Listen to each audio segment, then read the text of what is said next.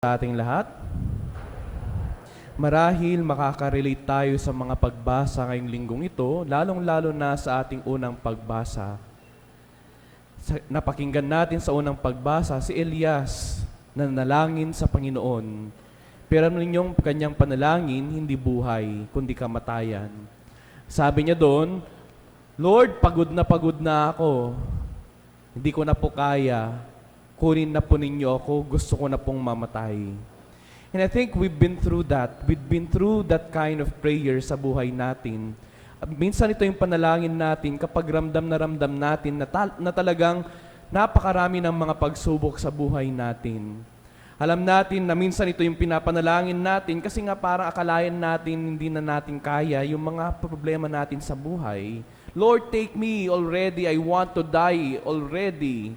Pero ano yung ginawa ng Diyos sa kanya? Nagpadala ng anghel para ipaalala sa kanya na mahaba-haba pa ang kanyang paglalakbay. At alam ninyo, si Elias pagod na pagod.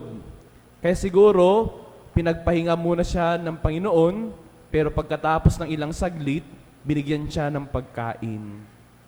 And I think this is also pertinent, or this is also applicable sa ating buhay. Minsan, sa mga pagkakataon na gusto nating sumuko, sinasabi ng Panginoon sa atin na magpahinga ka muna. Rest for a while. Eat something. Kumain ka. Matulog ka. Rest so that you will find that strength, yung lakas ng katawan para muling magpatuloy sa buhay.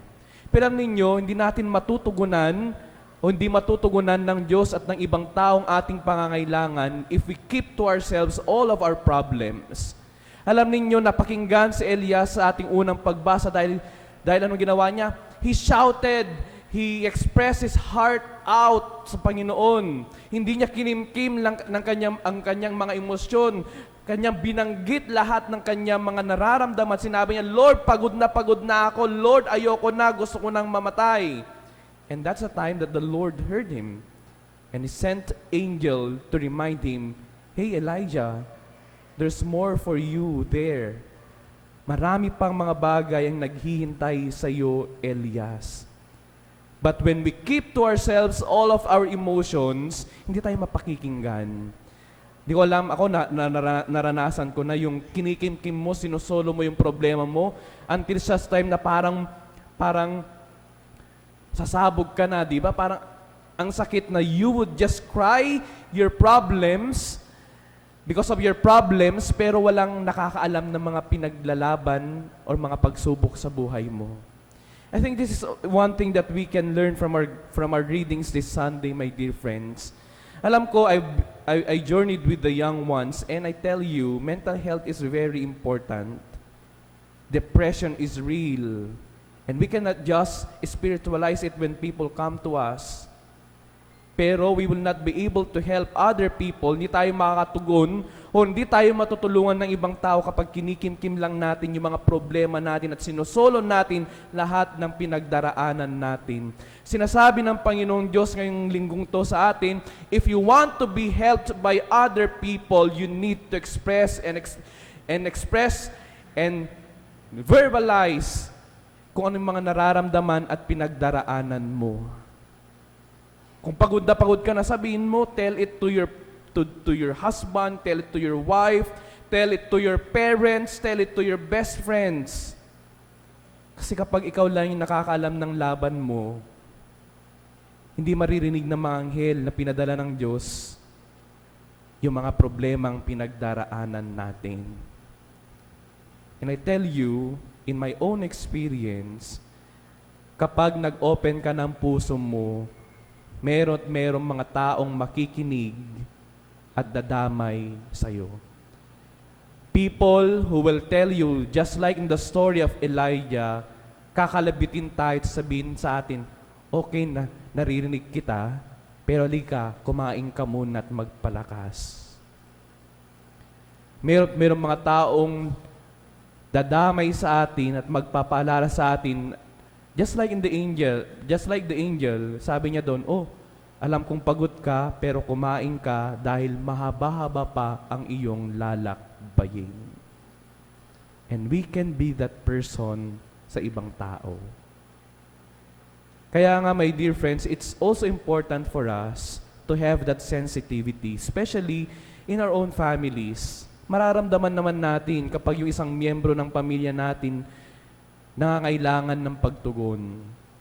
Mararamdaman natin sa loob pa lang ng pamilya natin kung yung anak natin may problema, kung yung asawa natin may matinding pinagdaraanan. And all we need to do is when you're going through something, tell it to someone. Kaya nga siguro pinadala tayo, binigyan tayo ng pamilya, asawa, anak, kamag-anak para hindi suluhin lahat ng mga problema. And when you are already assured that you have people with you na may mga anghel na makikipaglakbay sa iyo, may mga taong magpapalakas sa iyo, kailangan nating kumpletuhin ang pagpapahinga. And how do we do that? Punta tayong magsimba and we receive Christ. Di ba? Kompleto kapag alam mong may pamilya ka, may mga kaibigan ka, may mga taong nakikipaglakbay sa iyo at sumusuporta sa mga problema mo. And when you go to Mass and you receive Christ in the Holy Eucharist, sabi dito, ako ang tinapay na nagbibigay buhay. At ito yung narinig natin sa mga ilang linggo na, Jesus as the bread of life. At laging kong pinapaalala rin na sa ating pagtanggap sa Kanya, hindi lang siya hostya, kundi yung tunay na presensya niya yung tinatanggap natin. At yun yung nagpapalakas sa buhay spiritual ng isang tao. So kung malakas na tayo, may mga taong magpapakain sa atin at bubusog sa ating puso't kalamnan, ang Diyos naman magpapatibay ng ating isip, kalooban at kaluluwa. And that is complete. Tao na magmamahal sa atin, Diyos nagagabay sa atin, and I bet, just like in the story of Elijah, tatayo tayo. Kahit mahaba-haba pa yung journey na yan, tatayo tayo muli at maglalakbay sa kung anuman yung inihanda ng Diyos para sa atin. So kung may pinagdaraanan kayo ngayon, na parang dead end na, at hirap na kayo sa mga pinagdaraanan ninyo sa buhay natin ngayon, sinasabi ng Diyos sa atin ngayon, kinakalabit tayo, at ako na yung magpapaalala sa inyo, huwag kang susuko. Kumain ka muna dyan.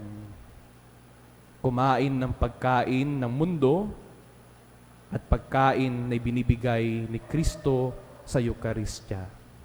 And hopefully, sa ating pagtanggap sa Diyos sa banal na misa, may mapanibago sa ating mga puso't isipan. Yung wag susuko, kundi patuloy na lalaban. And I'm also confident, my dear friends, as long as we are open sa ibang tao, sa mga pinagdaraanan natin, hindi magsasawa ang Diyos na magpapadala ng mga anghel sa atin.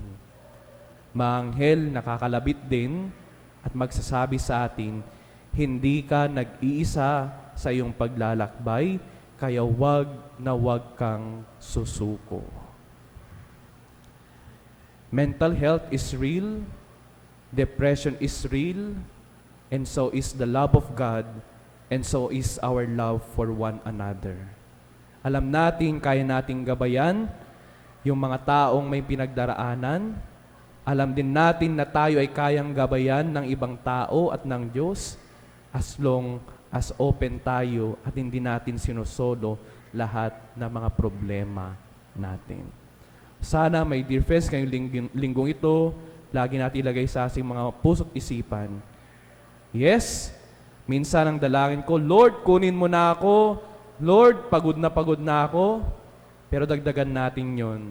Hindi ako magdarasal ng kamatayan, kundi magdarasal ako ng lakas para hindi muna ako sumuko. Amen.